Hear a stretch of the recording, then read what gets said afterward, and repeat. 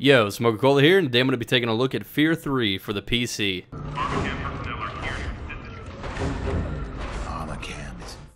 The game's performance was exceptional. It ran very smooth when playing it with my friends, and they did not have any issues with it either. However, playing online, I did find one thing quite annoying, as players were dropping connections randomly, or the game would just completely crash. The graphics are as top-notch as they should be. However, there is a small issue with the textures, but it became rather annoying once a friend mentioned it. The hand texture on your character while playing online matches looks complete garbage. I believe he described it as Play-Doh, and I'd have to agree. The gun's texture looks brilliant even at 1920 by 1080, and so does the rest of the game, but the hand textures are horrible.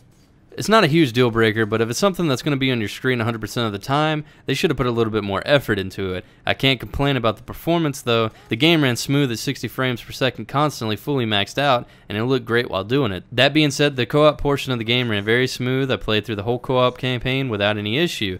It seems to be just the competitive modes that have networking issues, which really sucks because the biggest part of this game is the multiplayer.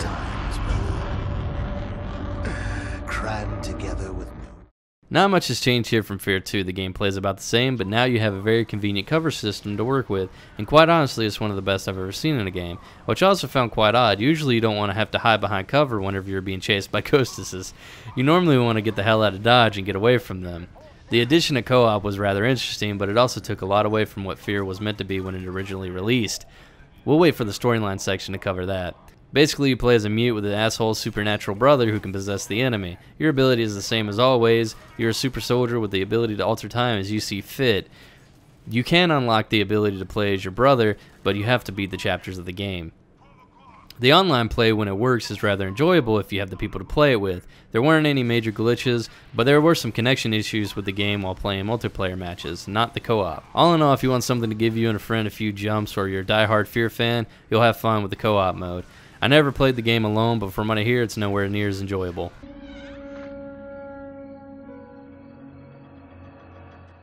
During the story, you play as a brother, one with the usual epic ability to slow down time and the other that can possess the enemy. A tactic that my friend used was to spawn in the very back of the enemies and just unload into the whole group in front of you. This made playing even on the hardest difficulty not very challenging. The game was a near walk in the park compared to the previous games. As for the scare factor, there was a few times that I jumped, and even one where I ran away screaming like a little girl. Yeah. But quite honestly, the game really lacked the scare factor from the previous titles, and the flashlight was a complete joke. You use it for the first 5 minutes of the game for about 6 seconds, I'd say, and that's about it. Afterwards, the map has plenty of light to go through the game without using the flashlight again. I was looking for something that would scare the crap out of me and make me beg for light that I can enjoy with a friend. In turn, I got the exact opposite. The story didn't really keep me interested, and the only thing that truly creeped me out was Alma's screams, which didn't really come until the game was almost over. I can only sum the story up as very bland. You'll have fun, but this game just shows that even the most average game can be very enjoyable with co-op ability.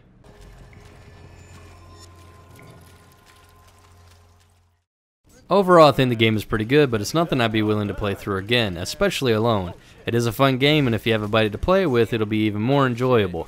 But the only real replay value here is the multiplayer. I actually did enjoy the multiplayer a lot more than the single player, and the Contractions game mode was my favorite, but there were several issues with the connection amongst my friends and I, which I shouldn't have an issue supporting them while I host the game with the kind of internet I have, so I know it was the game. If you're a fan of the series, you may be disappointed as it's lost nearly all of its scare factor. You're better off playing Amnesia. I felt like it was a step back from F.3.A.R 2 and 1 when it comes to the intensiveness of the storyline and the adrenaline that the previous titles gave you. I'm giving this one a 3 out of 5. Other than the cover system, there wasn't anything that amazing added to the game, and considering it's lost nearly all of its scare factor, they may as well change the name. For Christ's sake, Reaper's left again. No! Why is Reaper leaving? Why, man? Why gotta rage quit so bad? Someone pick me up. Fucker. Oh, hey. You're down. Yeah, totally been down like that. That's it for the review, but I want to take this time to announce something. I won't be doing video reviews for a while. I need some time to focus on a few personal things, such as my own YouTube channel and the PugGaming forums. Which leads me to better news. I understand the positive feedback my reviews get, and I appreciate it a lot. You guys have no idea. So instead of leaving everyone empty-handed, I will be posting game reviews frequently on the PugGaming forums. So make sure to look out for those and get signed up to PugGaming. And start posting more, because I need shit to read on my downtime. And as always, take it easy.